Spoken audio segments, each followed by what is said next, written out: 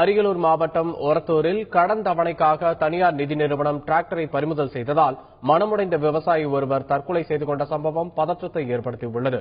அரியலூர் மாவட்டம் ஒரத்தூர் கிராமத்தைச் சேர்ந்தவர் அழகர். கடந்த 2013ஆம் ஆண்டு தனியார் நிதி நிறுவனத்திடம் டிராக்டருக்கான கடன் வாங்கியிருந்தார். விவசாயம் பொய்த்து போன நிலையில் கடந்த 4 மாதங்களாக கடன் தவணையை கட்ட முடியாமல் அழகர் சிரமத்திற்குள்ளாகி வந்ததாக கூறப்படுகிறது.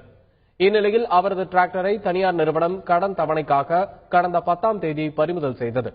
இதனால் மனமுடைந்த நிலையில் காணப்பட்ட விவசாயி அழகர் பூச்சி மருந்தை குடித்து தற்கொலைக்கு முயன்றுள்ளார். மோசமான நிலையில் மருத்துவமனையில் அனுமதிக்கப்பட்ட அவர் நேற்று மாலை உயிரிழந்தார். தனியார் நிதி நிறுவனத்தின் பிடிவாதத்தால் விவசாயி தற்கொலை செய்து கொண்ட சம்பவம் அப்பகுதி விவசாயிகளிடையே பதற்றத்தை ஏற்படுத்தியுள்ளது. பைலன்ஸ்ல கடன் கொடுக்குறாங்கன்னு கடன் வாங்கி விவசாயம் பண்ணலாம். வண்டியை ஓட்டி சம்பாரிச்சு 5 லட்சம் ரூபாய் கடன் தொகுதியை அடைச்சிருக்கான்.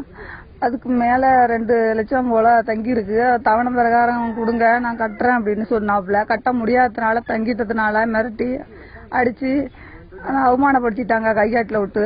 அதனால மருந்தை குடிச்சிட்டு தற்கொலை பண்ணிக்கிட்டான்.